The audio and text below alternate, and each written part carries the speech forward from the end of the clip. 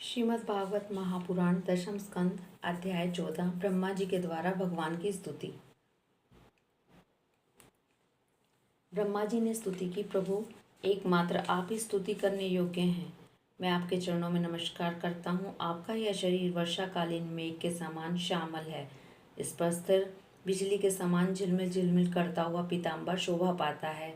आपके गले में घुंडलची की माला, कानों में मकर आकृति कुंडल तथा सिर पर मोर पंखों का मुकुट है। इन सब की कांति से आपके मुख पर अनोखी छटा छिटक रही है। वक्षस्थल पर लटकती हुई बनमाला और नन्ही सी हथेली पर दही भात का कोर, बगल में बैंत और सिंगी तथा कमर की फेंट में आपकी पहचान बतलाने वाली बांसुरी शोभा पा रही है। आपके कमल से सुकोमल परम सुकुमार चरण और यह गोपाल बालक का सुमधुर वेश, स्वयं प्रकाश परमात्मन, आपका यह विग्रह भक्तजनों की लालसा अभिलाषा पूर्ण करने वाला है। यह आपकी चिन्मयी इच्छा का मूर्तिमान स्वरूप मुझ पर आपका साक्षात कृपा प्रसाद है। मुझे अनुग्रहित करने के लिए ही आपने इसे प्रकट किया है। कौन कहता है कि यह पंचभूतों की रचना है? प्रभु, यह तो अप्राकृतिक शुद्ध सत्व में है। मैं या और कोई समाधि लगाकर भी आपके सच्चिदानंद विग्रह की महिमा नहीं कर सकता।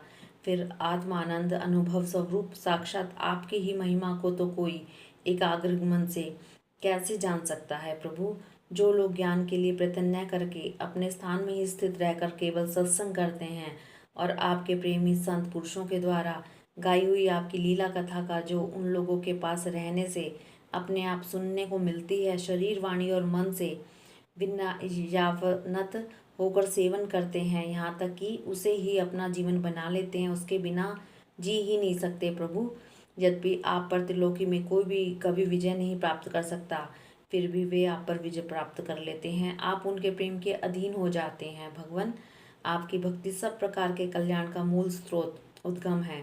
जो लोग उसे छोड़कर केवल ज्ञान की प्राप्ति के लिए श्रम उठाते और दुख भोगते हैं, उनको बस क्लेश ही क्लेश हाथ लगता और कुछ नहीं। जैसे थोथी भूसी कूटने वाले को केवल श्रम ही मिलता है, चावल नहीं। हे अच्युत, हे अनंत, इस लोक में पहले भी बहुत से योगी हो गए हैं। जब उन्हें योग आदि के द्वारा आपकी प्राप्ति न हुई, तब उन्होंने अपने लौकिक और वैदिक समस्त कर्म आपके चरणों में समर्पित कर दिए। उन समर्पित कर्मों से तथा आपकी लीला कथा से उन्हें आपकी भक्ति प्राप्त हुई। उस भक्ति से ही आपके स्वरूप का ज्ञान प्राप्त करके उन्होंने बड़ी सुगमता से आपके परम पद की प्राप्ति कर ली। हे अनंत, आपके सगुण निर्गुण दोनों स्वरूपों का ज्ञान कठिन होने पर भी निर्गुण स्वरूप की महिमा इंद्रियों का प्रत्याहार करके शुद्धांतकरण से जानी जा सकती है।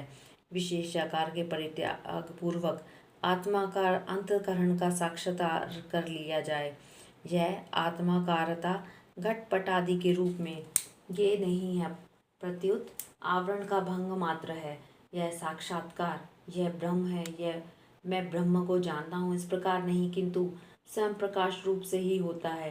परंतु भगवान, जिन समर्थ पुरुषों ने अनेक जन्मों तक परिश्रम करके पृथ्वी का एक एक परमाणु, आकाश के हिमकर्ण तथा उसमें चमकने वाले नक्षत्र एवं तारकों को गिन डाला है, उससे भी भला ऐसा कौन हो सकता है जो आपके सगुण स्वरूप के अनंत गुणों को गिन सके? प्रभु, आप केवल संसार के कल्याण के लिए ही अवतीर्ण हुए हैं। सो भगवान, आपकी महिमा का ज्ञान तो बड़ा ही कठिन है। इसलिए जो पुरुष क्षण क्षण पर बड़ी उत्सुकता से आपकी कृपा की ही भली भांति अनुभव करता रहता है और प्रारब्ध के अनुसार जो कुछ सुख या दुख प्राप्त होता है उसे निर्विकार मन से भोग लेता है, एवं जो प्रेम पूर्ण हृदय गदगद वाणी और पुलकित शरीर से अपने को आपके चरण में समर्पित करता रहता है, इस प्रकार जीवन व्यतीत करने वाला पुरुष ठीक वैसे ही आपके परम पद का अधिकारी हो जाता है, जैसे अपने पिता की संपत्ति का पुत्र। प्रभु, मेरी कुटिलता तो देखिए। आप अनंत आदि पुरुष परमात्मा हैं और मेरे जैसे बड़े बड़े मायावी आपकी माया के चक्र में हैं। फिर भी मैंने आप पर अपनी माया फैलाकर अपना ऐश्वर्य देखना चाहा। प्रभु, मैं आपके सामने हूँ ही क्या? क्या आग के सामने चिंगारी की कुछ गिनती होती है? भगवान, मैं रजोगुण से उत्पन्न हुआ हूँ। आपके स्वरूप को मैं ठीक ठीक नहीं जानता। इसी से आपने जो आपसे अलग संसार का स्वामी माने बैठा था। मैं अजन्मा जगत करता हूँ। इस मायाकृत मोह के घने अंधकार से मैं अंधा हो रहा था, इसलिए आप यह समझकर कि यह मेरे ही अधीन है, मेरा भृत्य है, इस पर कृपा करनी चाहिए। मेरा अपराध क्षमा कीजिए मेरे स्वामी। प्रकृति, महतत्व, अहंकार, आकाश, वायु, अग्नि, जल और पृथ्वी रूप आवरणों से घिरा हुआ यह ब्रह्मांड ही मेरा शरीर है, और आपके एक एक रोम के छिद्र में ऐसे ऐसे अगणित ब्रह्मांड उसी प्रकार उड़ते पड़ते रहते हैं जैसे झरोखे की जाली से आने वाली सूर्य की किरणों में रज के छोटे छोटे परमाणु उड़ते हुए दिखाई पड़ते हैं। कहाँ अपने परिमाण से 3.5 हाथ के शरीर वाला अत्यंत क्षुद्र मैं, और कहाँ आपकी अनंत महिमा।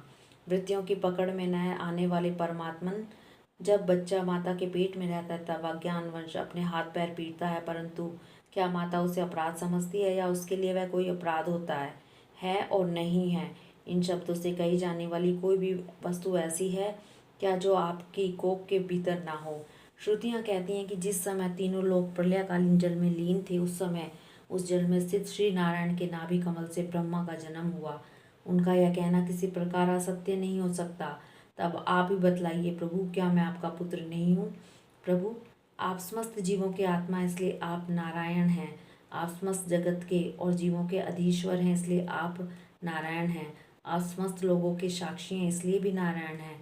नर से उत्पन्न होने वाले जल में निवास करने के कारण जिन्हें नारायण कहा जाता है वे भी आपके एक अंशी हैं।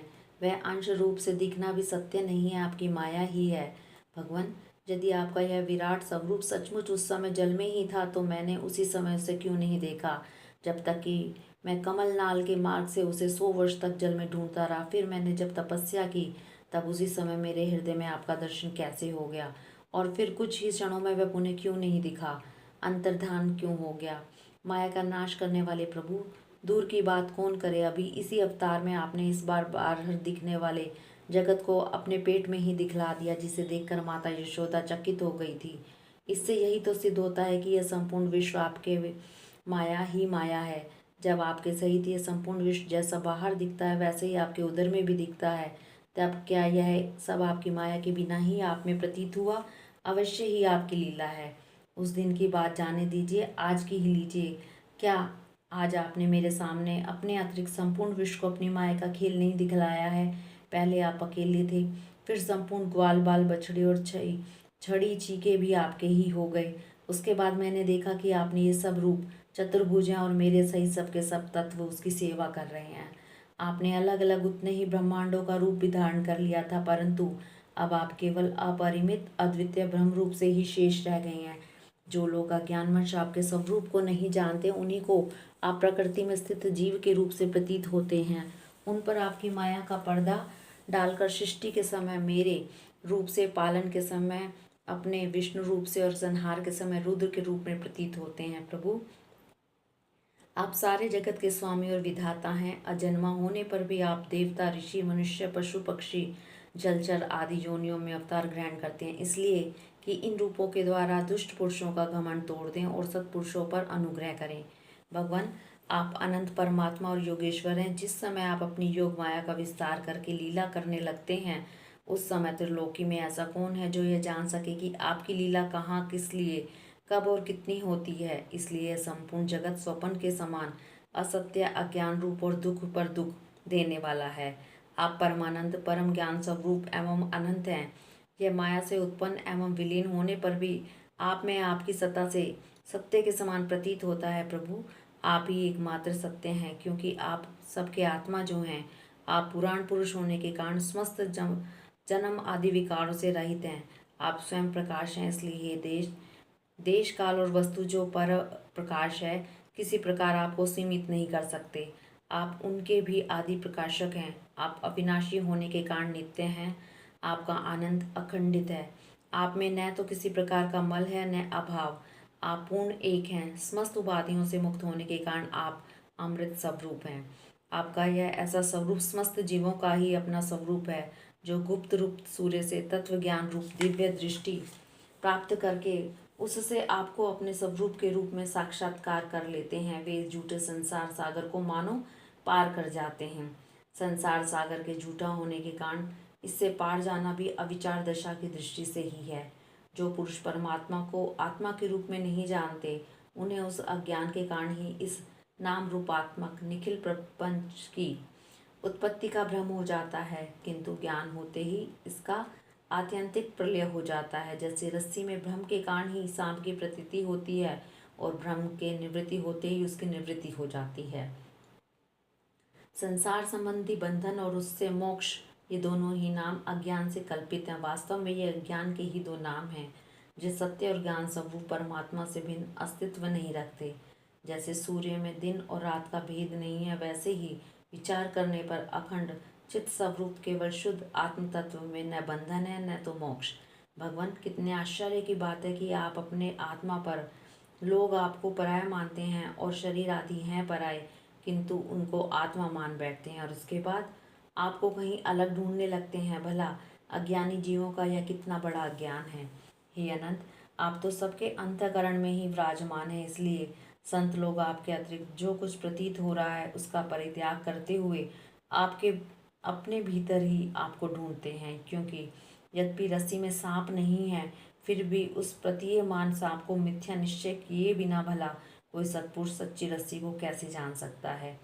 अपने भक्तजनों के हृदय में स्वयं स्फुरित होने वाले भगवान, आपके ज्ञान का स्वरूप और महिमा ऐसी ही है, उससे अज्ञान कल्पित जगत का नाश हो जाता है। फिर भी जो पुरुष आपके युगल चरण कमलों का तनिक सा भी कृपा प्रसाद प्राप्त कर लेता है, उससे अनुग्रहित हो जाता है, वही आपकी सच्चिदानंदमयी महिमा का तत्व जान सकता है। दूसरा कोई भी ज्ञान, वैराग्य आदि साधन रूप अपने प्रयत्न से बहुत काल तक कितना भी अनुसंधान करता रहे, वह आपकी महिमा का यथार्थ ज्ञान नहीं प्राप्त कर सकता। इसलिए भगवान, मुझे इस जन्म में, दूसरे जन्म में अथवा किसी पशु पक्षी आदि के जन्म में भी ऐसा सौभाग्य प्राप्त हो कि मैं आपके दासों में से कोई एक दास हो जाऊं और फिर आपके चरण कमलों की सेवा करूं।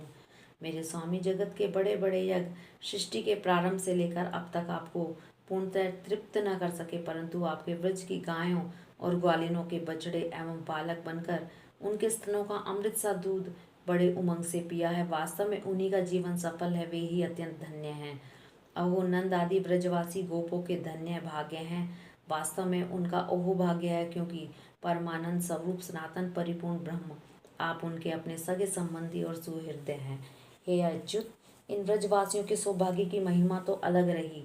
मन आदि 11 इंद्रियों के अधिष्ठात्र देवता के रूप में रहने वाले महादेव आदि हम लोग बड़े ही भाग्यवान हैं, क्योंकि इन ब्रजवासियों की मन आदि 11 इंद्रियों को प्याले बनाकर हम आपके चरण कमलों का अमृत से भी मीठा, मदिरा से भी मादक मधुर मकरंद रस पान करते रहते हैं।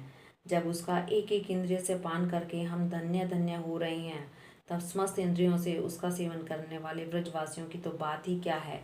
प्रभु, इस ब्रज भूमि के किसी वन में और विशेष करके गोकुल में किसी भी योनि में जन्म हो जाए, यही हमारे लिए बड़े सौभाग्य की बात है, क्योंकि यहाँ जन्म हो जाने पर आपके किसी न किसी प्रेमी के चरणों की धूलि अपने ऊपर पड़ ही जाएगी। प्रभु, आपके प्रेमी व्रजवासियों का संपूर्ण जीवन आपका ही जीवन है। आप ही उनके जीवन के एकमात्र सर्वस्व हैं। इसलिए उनके चरणों की धूलि मिलना आपके ही चरणों की धूलि मिलना है। और आपके चरणों की धूलि की तो श्रुतियाँ भी अनादिकाल से अब तक ढूंढ ही रही हैं। देवताओं के भी आराध्य देव प्रभु, इन व्रजवासियों को इनकी सेवा के बदले में आप क्या फल देंगे। संपूर्ण फलों के फल स्वरूप आपसे बढ़कर और कोई फल तो है ही नहीं। यह सोचकर मेरा चित्त मोहित हो रहा है। आप उन्हें अपना स्वरूप भी देकर उऋण नहीं हो सकते, क्योंकि आपके स्वरूप को तो उस पूतना ने भी अपने संबंधियों अघासुर बकासुर आदि के साथ प्राप्त कर लिया, जिसका केवल वेश ही साध्वी स्त्री का था, पर जो हृदय से महान क्रूर थी। फिर उन्होंने अपने घर, धन, सब जन, प्रिय, शरीर, पुत्र, प्राण और मन सब कुछ आपके ही चरणों में समर्पित कर दिया है। जिनका सब कुछ आपके लिए ही है, उन ब्रजवासियों को भी वही फल देकर आप कैसे उऋण हो सकते हैं। सच्चिदानंद स्वरूप श्याम सुंदर तभी तक राग द्वेष आदि दोष चोरों के समान सर्वस्व अपहरण करते रहते हैं, तभी तक घर और उसके संबंधी कैद की तरह संबंध के बंधनों में बंद रखते हैं, और तभी तक मोह पैर की बेड़ियों की तरह जकड़े रखता है, जब तक जीव आपका नहीं हो जाता। प्रभु, आप विश्व के बखेड़े से सर्वथा रहित हैं, फिर भी अपने शरणागत भक्तजनों को अनंत आनंद वितरण करने के लिए पृथ्वी में अवतार लेकर विश्व के समान ही लीला विलास का विस्तार करते हैं। मेरे स्वामी, बहुत कहने की आवश्यकता नहीं। जो लोग आपकी महिमा जानते हैं वे जानते रहें। मेरे मन, वाणी और शरीर तो आपकी महिमा जानने में सर्वथा असमर्थ हैं। सच्चिदानंद स्वरूप श्री कृष्ण, आप सबके साक्षी हैं, इसलिए आप सब कुछ जानते हैं। आप समस्त जगत के स्वामी हैं। यह संपूर्ण प्रपंच आपके में ही स्थित है। आप में मैं और क्या कहूँ। अब आप मुझे स्वीकार कर लीजिए, मुझे अपने लोक में जाने की आज्ञा दीजिए। सबके मन प्राण को अपनी रूप माधुर्य से आकर्षित करने वाले श्याम सुंदर, आप यदुवंश रूप कमल को विकसित करने वाले सूर्य हैं प्रभु। पृथ्वी देवता, ब्रह्मांड, पशु रूप समुद्र की अभिवृद्धि करने वाले चंद्रमा भी आप ही हैं। आप पाखंडियों के धर्म रूप रात्रि का घोर अंधकार नष्ट करने के लिए सूर्य और चंद्रमा दोनों के ही समान है। पृथ्वी पर रहने वाले राक्षसों के नष्ट करने वाले आप चंद्रमा, सूर्य आदि समस्त देवताओं के भी परम पूजनीय हैं भगवान। मैं अपने जीवन भर महाकल्प पर्यंत आपको नमस्कार ही करता रहूं। श्री सुखदेव जी कहते हैं, परीक्षित, संसार के रचिता ब्रह्मा जी ने इस प्रकार भगवान श्री कृष्ण की स्तुति की। इसके बाद उन्होंने 3 बार परिक्रमा करके उनके चरणों में प्रणाम किया और फिर अपने गंतव्य स्थान सत्यलोक में चले गए। ब्रह्मा जी ने बछड़ों और ग्वाल वालों को पहले ही यथास्थान पहुंचा दिया था। भगवान श्री कृष्ण ने ब्रह्मा जी को विदा कर दिया और बछड़ों को लेकर यमुना जी के पुलीन पर आए। वहां वे अपने सखा ग्वाल वालों को पहले छोड़ गए थे। परीक्षित, अपने सर्वस्व प्राण वल्लभ श्री कृष्ण के वियोग में यद्यपि 1 वर्ष बीत गया था, तथापि इन ग्वाल वालों को वह समय आधे क्षण के समान जान पड़ा। क्यों न हो, वे भगवान की विश्व मोहिनी योग माया से मोहित हो गए थे। जगत के सभी जीव उसी माया से मोहित होकर शास्त्र और आचार्यों के बार बार समझाने पर भी अपने आत्मा को निरंतर भूले हुए हैं। वास्तव में उस माया की ऐसी ही शक्ति है। भला उससे मोहित होकर जीव यहाँ क्या क्या नहीं भूल जाते हैं। परीक्षित, भगवान श्री कृष्ण को देखते ही ग्वाल बालों ने बड़ी उतावली से कहा, भाई तुम भले आए, स्वागत है। अभी तो हमने तुम्हारे बिना एक और भी नहीं खाया है, आओ इधर आओ, आनंद से भोजन करो। तब हंसते हुए भगवान ने ग्वाल बालों के साथ भोजन किया। उन्हें अघासुर के शरीर का ढांचा दिखलाते हुए वन से ब्रज में लौट आए। श्री कृष्ण के सिर पर मोर पंख का मनोहर मुकुट और घुंघराले बालों में सुंदर सुंदर महकते हुए पुष्प गुथ रहे हुए थे। नई नई रंगीन धातुओं से श्याम शरीर पर चित्रकारी की हुई थी। वे चलते समय रास्ते में उस स्वर से भी कभी बांसुरी, कभी पत्ते और कभी सींगी बजाकर वाद उत्सव कर मगन हो रहे हैं। पीछे पीछे ग्वाल बाल उनकी लोक पावन कीर्ति का गान करते जा रहे थे। कभी वे नाम ले लेकर अपने बछड़ों को पुकारते, तो कभी उनके साथ लाड़ लड़ाने लगते। मार्ग के दोनों ओर गोपियां खड़ी हैं। जब वे कभी तिरछे नेत्रों से उनकी नज़र में नज़र मिला देते, तब गोपियां आनंद मुग्ध हो जाती। इस प्रकार भगवान श्री कृष्ण गोष्ठ में प्रवेश किया। परीक्षित, उसी दिन बालकों ने व्रज में जाकर आज यशोदा मैया के लाडले नंद लाला ने वन में एक बड़ा भारी अजगर मार डाला है और उससे हम लोगों की रक्षा की है। राजा परीक्षित ने कहा, ब्राह्मण, ब्रजवासियों के लिए श्री कृष्ण अपने पुत्र नहीं थे, दूसरे के पुत्र थे। फिर उनका श्री कृष्ण के प्रति इतना प्रेम कैसे हुआ? ऐसा प्रेम तो उनका अपने बालकों पर भी नहीं हुआ था। आप कृपा करके बतलाइए, इसका क्या कारण है? श्री सुखदेव जी कहते हैं, राजन, संसार के सभी प्राणी अपने आत्मा से ही सबसे बढ़कर प्रेम करते हैं। पुत्र से, धन से या किसी से जो प्रेम होता है, वह तो इसलिए कि वे वस्तुएं अपने आत्मा को प्रिय लगती हैं। राजेंद्र, यही कारण है कि सभी प्राणियों का अपने आत्मा के प्रति जैसा प्रेम होता है, वैसा अपने कहलाने वाले पुत्र, धन और गृह आदि में नहीं होता। नृपश्रेष्ठ, जो लोग देह को ही आत्मा मानते हैं, वे भी अपने शरीर से जितना प्रेम करते हैं, उतना प्रेम शरीर के संबंधी पुत्र, मित्र आदि से नहीं करते। जब विचार के द्वारा यह मालूम हो जाता है कि यह शरीर मैं नहीं हूँ, यह शरीर मेरा है, तब इस शरीर से भी आत्मा के समान प्रेम नहीं रहता। यही कारण है कि इस देह के जीर्ण शीर्ण हो जाने पर भी जीने की आशा प्रबल रूप से बनी रहती है। इससे यह बात सिद्ध होती है कि सभी प्राणी अपने आत्मा से ही सबसे बढ़कर प्रेम करते हैं और उसी के लिए इस सारे चराचर जगत से भी प्रेम करते हैं। इन श्री कृष्ण को ही तुम सब आत्माओं का आत्मा समझो। संसार के कल्याण के लिए ही योग माया का आश्रय लेकर वे यहाँ देहधारी के समान जान पड़ते हैं। जो लोग उन भगवान श्री कृष्ण के वास्तविक स्वरूप को जानते हैं, उनके लिए तो इस जगत में जो कुछ भी चराचर पदार्थ है अथवा इससे परे परमात्मा, ब्रह्म, नारायण आदि जो भगवत स्वरूप है, सभी श्री कृष्ण स्वरूप ही हैं। श्री कृष्ण के अतिरिक्त और कोई प्राकृतिक अप्राकृतिक वस्तु है ही नहीं। सभी वस्तुओं का अंतिम रूप अपने कारण में स्थित होता है। उस कारण के भी परम कारण है भगवान श्री कृष्ण। तब भला बताओ किस वस्तु को श्री कृष्ण से भिन्न बताएं, जिन्होंने पुण्य कृति मुकुंद मुरारी के पद पल्लव की नौका का ही आश्रय लिया है, जो कि सत्पुरुषों का सर्वस्व है। उनके लिए यह भवसागर बछड़े के खुर के गड्ढे के समान है। उन्हें परम पद की प्राप्ति हो जाती है और उनके लिए विपत्तियों का निवास स्थान यह संसार नहीं रहता। परीक्षित, तुमने मुझसे पूछा था कि भगवान के 5वें वर्ष की लीला ग्वाल वालों ने छठे वर्ष में कैसे कही। उसका सारा रहस्य मैंने तुम्हें बतला दिया। भगवान श्री कृष्ण की ग्वाल बालों के साथ वन क्रीड़ा, अघासुर को मारना, हरी हरी घास से युक्त भूमि पर बैठकर भोजन करना, अप्राकृतिक रूपधारी बछड़ों और ग्वाल बालों का प्रकट होना और ब्रह्मा जी के द्वारा की हुई इस महान स्तुति को जो मनुष्य सुनता और कहता है, उसको धर्म, अर्थ, काम और मोक्ष की प्राप्ति हो जाती है। परीक्षित, इस प्रकार श्री कृष्ण और बलराम ने कुमार अवस्था के अनुरूप आंख मिचोली, सेतुबंध, बंदरों की भांति उछलना कूदना आदि अनेकों लीलाएं करके अपनी कुमार अवस्था ब्रज में ही त्याग दी। हरिओम तत्सत।